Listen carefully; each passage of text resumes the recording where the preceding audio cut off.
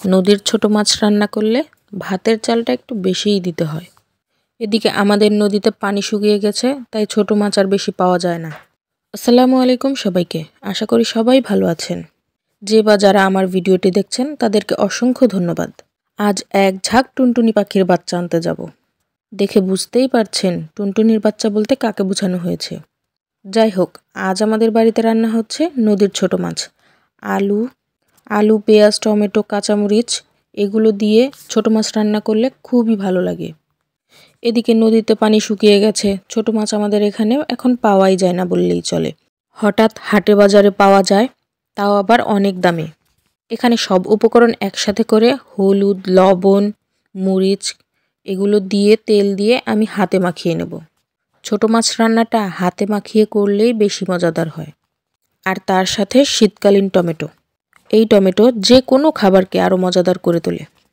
Tomato শেষ হওয়ার আগেই আমি কিছু টমেটো কিনে ফ্রোজেন করে রাখি, যাতে পরবর্তীতে খাওয়া যায়। টমেটোর সাথে ধনিয়া পাতাটাও আমি ফ্রোজেন করে রাখি। আজ ফ্রিজে ধনিয়া পাতা ছিল না, তাই ছোট মাছের মধ্যে দিতে পারিনি। ধনিয়া পাতাটা দিলে এই ছোট মাছটা খেতে আরও মজাদার হতো। ভালোভাবে হাতে মাখিয়ে মাছটাকে পরে মাখাবো যাতে না গলে যায়। এরপর হাত ধোয়া পানি দিয়েই আমি রান্নাটা বসিয়ে দেব। বেশি পানি দেওয়া যাবে না, এতে সব কিছু গলে যাবে। বেশি পানি হলে পরবর্তীতে মাছটা আর পাওয়া যায় না। এদিকে আমার ভালোভাবে মাখানো শেষ, আমি চুলায় বসিয়ে দিয়েছি। ঢাকনা দেওয়ার পর কিছুক্ষণ পরেই দেখেন কত সুন্দর দেখা যাচ্ছে। বাহিরে প্রচুর কুয়াশা পড়েছে, আর আমরা যাচ্ছি টুনটুনি পাখির বাচ্চা আনতে। এখন বলেই দিই, টুনটুনি পাখির বাচ্চা মানে দেশি মুরগির বাচ্চা। আপনারা দেখেছেন আমি কিছু ফার্মি মুরগি লালন পালন করছি। এই দেশি মুরগির বাচ্চাগুলোকে আমি বাহিরে লালন পালন করব, খোলা অবস্থায়। বাচ্চার সাইজ অনুযায়ী দামটা একটু বেশিই পড়েছে, তবুও হাতছাড়া করতে চাইনি। একটু বেশি দিয়ে কিনে নিয়েই আসলাম। মুরগি পালনটা কেমন জানি আমার শখে পরিণত হয়ে গেছে। একটু দুটি করে মুরগি লালন পালন করতে করতে এগুলো কেমন জানি আমার একটু শখের জিনিসই হয়ে গেছে বললেই চলে। তাই আস্তে আস্তে এদের প্রতি আকর্ষণটা বেড়েই চলেছে।